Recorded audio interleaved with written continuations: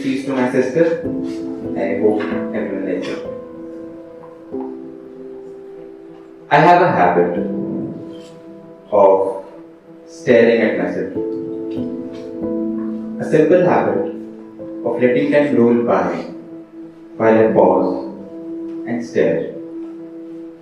Not into my eyes, elsewhere. My skin, my hair. I know the location of every mole on my body, every scar. I know places where my skin is thick and others where it is spread taut like hot plastic. I know the color of my hair, its thickness, its texture. I know myself. And I notice when I change.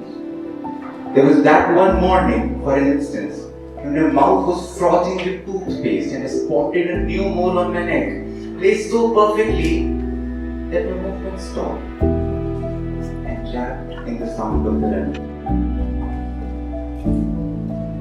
Or that day when I found the bruises on my forearm, 4 perfect strips where your fingers had been, and I tried to rub them off, thinking they were ink stains.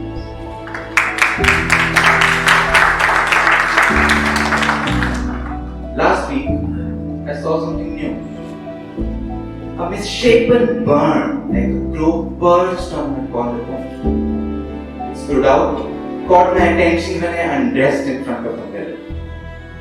My eyes refused to move, and for the next several seconds, I stared at the puckered flesh, my heart beating a dull rhythm. Decent pink in the dim. This ritual occurred again the next day and the next as well. I looked at the scar, flinched. It looked back, and her gazes lingered.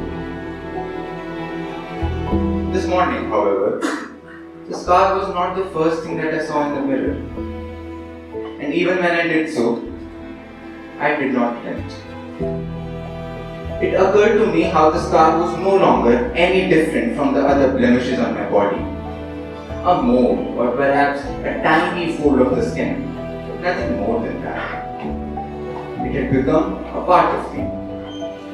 If somehow, magically, someone were to remove the scar from my body, I would spend days staring at the exact spot where it had been.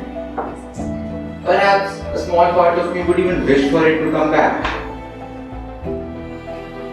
Yes, this very thought arrested me this morning.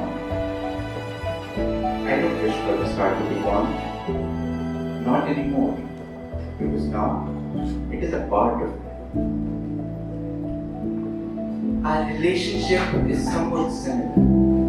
You are an unpleasant scar on my body. You make me look hideous even to my own eyes. But if someone were to uproot your existence from my life, I'm not sure if I would want that. Because you've grown so much inside me that it's difficult to imagine things without your existence. Because you are a part of me.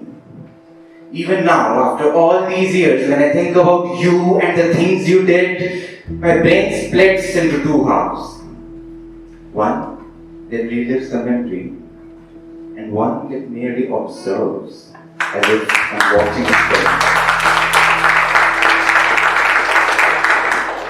This is different from forgiveness. Mind you, this is very much the opposite. My fingers are trembling as I write this, and my brows remain knitted. Because if you think about it, this thought is an abomination. I cannot admit it to anyone. It raises questions I cannot answer.